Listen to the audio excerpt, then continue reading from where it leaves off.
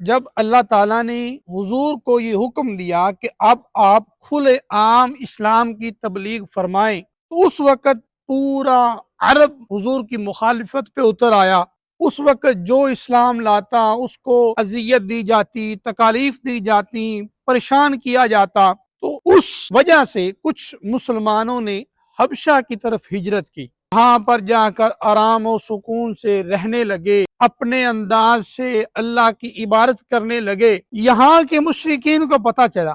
یہ بھی ان کے پیچھے وہاں پر پہنچ گئے، اور جاتے ہوئے بڑا قیمتی تحائف جو شاہ حبشہ تھا اس کے لیے لے گئے، اور جتنے درباری تھے ان کے لیے بھی قیمتی تحائف لے گئے۔ وہاں پر جا کر جو درباری تھے، جتنے مذہبی پیشوا تھے وہاں کے،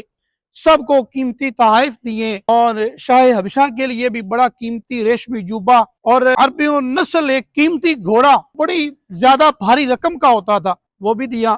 as a gift, as a تحفہ۔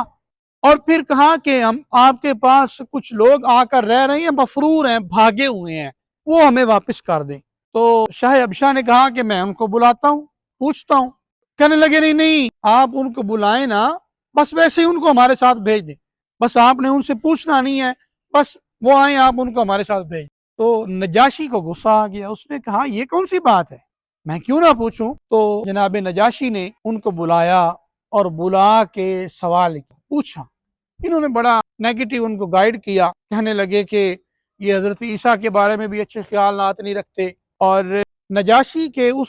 دربار کا یہ اصول تھا کہ جو لوگ آتے وہ بادشاہ کو تعظیماً سجدہ کرتے۔ ان کو پتا تھا کہ مسلمانوں کے نزدیک سجدہ جو ہے وہ منع ہے، اللہ کے سوا کسی کو بھی نہ تعظیمی سجدہ کیا جا سکتا ہے، نہ عبادت کی نیت سے سجدہ کیا جا سکتا ہے۔ تو انہوں نے اس موقع کا بھی فائدہ اٹھایا اور کہا کہ یہ دیکھیے گا، اب آپ کو سجدہ بھی نہیں کریں گے۔ جب وہ آئے تو مسلمانوں نے اپنے طریقے کے مطابق سجدہ نہ کیا، اور بادشاہ نے پوچھا تو حضرت جعفر مولا علی کے بھائی، انہوں نے ساری ڈیٹیل بتائی کہ